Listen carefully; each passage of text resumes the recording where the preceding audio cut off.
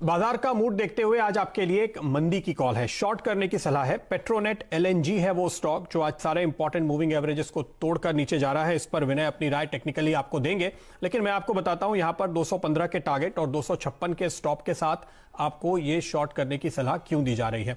Director साहब, यहां पर आप ग्राफिक्स भाव और टारगेट के साथ और ये हॉटबोर्ड दोनों एक साथ साथ दिखाइएगा। मैं बताता हूं यहां पे जो गिरावट देखने को मिल रही है इसकी वजह यह है कि गैस के कारोबार में लगी हुई कंपनियों के सामने एक दिक्कत पैदा हो रही है इन दिनों। वो दिक्कत ये पैदा हो रही है कि गैस के दाम काफी तेजी से गिर गए हैं। ऐसे में जहां भी लॉन्ग टर्म कॉन्ट्रैक्ट्स थे, उन लॉन्ग टर्म कॉन्ट्रैक्ट्स के तहत जो माल आ रहा है वो काफी ज्यादा महंगा लग रहा है और इस बाजार में जबकि डिमांड काफी कम है, उसको बेचने में दिक्कतें आ रही हैं। इसके चलते आपको आने वाले कुछ क्वार्टर्स में इन कंपनियों के मार्जिन पे, कारोबार पे, मुनाफे पे दबाव देखने को मिलेगा।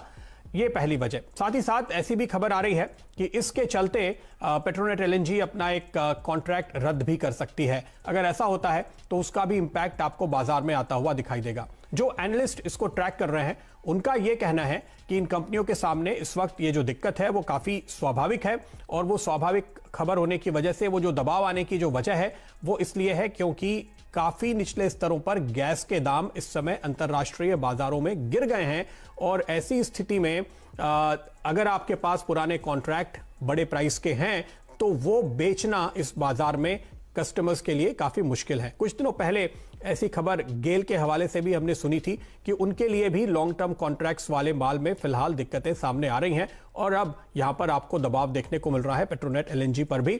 चूंकि एनालिस्ट जो इसको ट्रैक करते हैं वो कह रहे हैं कि ये दिक्कत कुछ क्वार्टर्स तक देखने को मिलेगी, जब तक कि डिमांड और सप्लाई का जो इंबैलेंस कोविड की वजह से बना है, ना केवल हमारे देश में बल्कि दुनिया भर में, जब तक वो संतुलित नहीं होता, इन कंपनियों के लिए आगे आने वाले दिनों में दिक्कत नजर आएगी। और जिन एक दो एनालिस्ट से मैंने इस पर जानकारी ली है उनका यह कहना है कि शायद कम से कम अगले 2 क्वार्टर में आप इसका असर पेट्रोनेट एलएनजी के नतीजों पर आते हुए देख सकते हैं। इसलिए यहां पर एक शॉर्ट की कॉल बन रही है। तो आज टेक्निकल रीजन जो आपको दिखाई दे रहे हैं वो तो जाहिर तौर पे अपनी जगह पे हैं। इसके साथ ही साथ यहां पर आपको फिलहाल फंडामेंटल भी एक रीजन नजर आ रहा है और एनालिस्ट इस पे सहमत हो रहे हैं कि यहां पर दरअसल दबाव देखने को मिलेगा। इसलिए मैंने ये एक शॉर्ट का ट्रेड आपके लिए चुना है। मेरा टारगेट है 415।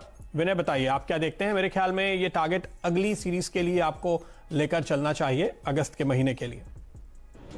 बिल्कुल सही कहा आपने, काफी टेक्निकली वीक लग रहा है पेट्रोनेट। उसने 200 दिन की एवरेज का एक लेवल था, खूब स्ट्रॉन्ग सपोर्ट था 247 के करीबन, वो लेवल तोड़ दिया है और अभी काफी वीक लग रहा है। और मल्टी वीक लो जो थे करीबन 245 246 के करीबन, वो भी लेवल्स टूटते हुए दिख रहे हैं। और वॉल्यूम्स भी ठीक ठाक है कंसिडरिंग दी टुडेज अभी की मूवमेंट के हिसाब से, वॉल्यूम भी ठीक ठाक है शॉर्ट साइड में। और करीबन डेरिवेटिव साइड से देखने जाए तो 4% का शॉर्ट बिल्डअप दिख रहा है आज के सेशन में। तो डेफिनेटली आपकी जो कॉल है वो मुझे भी काफी पसंद आई है शॉर्ट साइड में। और यहाँ पे पोटेंशियल है कि करीबन स्टॉक में करीबन 230 का टारगेट इमीडिएटली डाउनसाइड में दिख सकता है।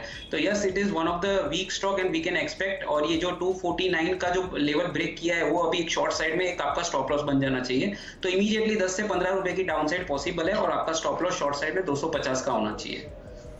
बिल्कुल।